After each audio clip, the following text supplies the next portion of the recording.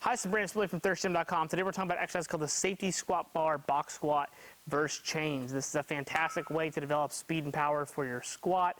It's also a great way to get some overload as well with the chains. And overall, this is a very conjugate-based exercise. You probably see this in all the kind of West Side videos. You see them on EliteFTS.com. This is just a really great way to squat, especially for dynamic effort and max effort variations. And we're going to talk about that here in just a little bit. So let's initially talk about some setup and kind of what you need to make this happen.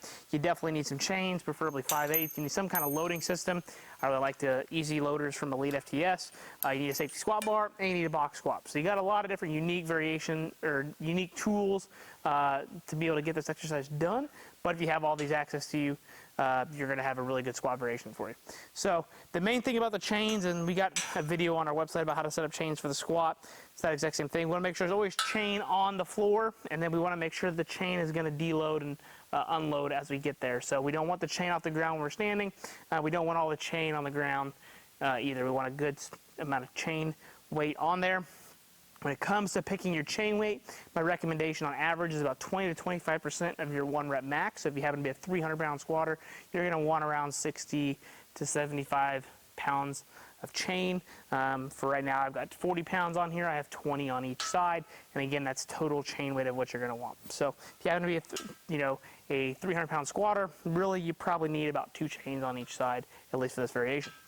Then got my safety squat bar here in the rack, and then we want our box squat box set up around the 90-degree area. You can certainly make a low squat or a high squat, but generally you're going to want it around 90 degrees for your squat. Once we got that, we're ready to go. So what I'm going to do here, I'm going to get underneath the weight, I'm going to unrack, good quality control as I unrack, good quality step back. The chains are going to challenge my stability, and then what I'm going to do here is I'm going to keep my chest tall, I'm going to push my knees down, push my hips back, brief stop on the box, and then I'm going to come up strong. So I'm here.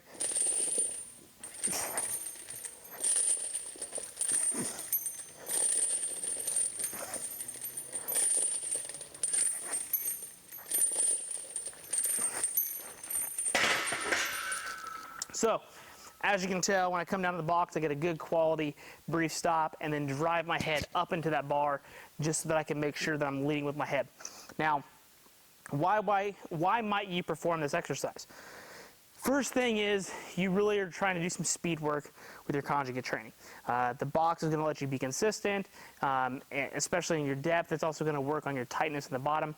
The safety squat bar is going to help attack your positioning, so it's going to make sure that you keep your chest tall, you're in a good, strong position, your back doesn't round over in the bottom. The other thing is the chains are going to add more load as you come up, so as we go squat down, more chains go onto the floor, and as we come up off the box, the chains come up, and we're going to feel that load at the top. There's also a little bit of instability involved, so the chains moving around a little bit on each rep is going to challenge your torso position as well. So there's a lot of great benefits to this exercise. Now when it comes to programming, you have a lot of options of what you can do with this particular variation. You can use, if you're a West Side person or a conjugate person, you can use this as your max effort work. This could be your 1 rep max movement for the day.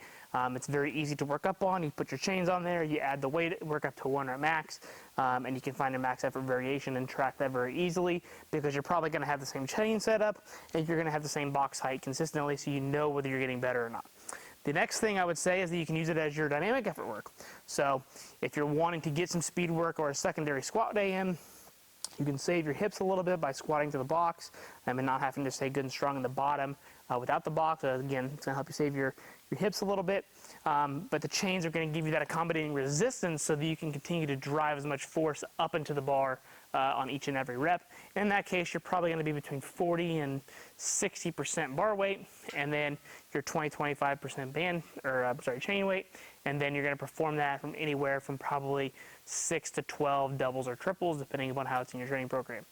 You could, by all means, use it as a supplemental movement. So after your main squat works, let's say you've got your regular squat and you've got 3 sets of 3 for the day, and you get that done, and you find that you're pitching forward, or you need a little more stability in the bottom, you choose to hit the safety squat bar box squat against chains as that variation to help you aid with that. You might do that for 3 sets of 5 or 3 sets of 6 to help you to continue to work on that positioning as well. So you got quite a bit of options, and again, this is a really safe variation. I think if you're somebody that is banged up, You're not able to squat the straight bar a whole lot anymore.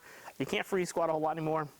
You got the box squat, you got the safety squat bar, you got the chains that are deloading so that the weight is the lowest possible on the box, but you're still able to feel some weight at the top. I really think this is overall the safest way to probably squat. If you have any kind of back, hip, shoulder issues, you can really work around a lot with this particular exercise. So if you got any questions about the safety squat bar, box squat versus chains, please feel free to leave in the comment section. Thanks. Have a great day.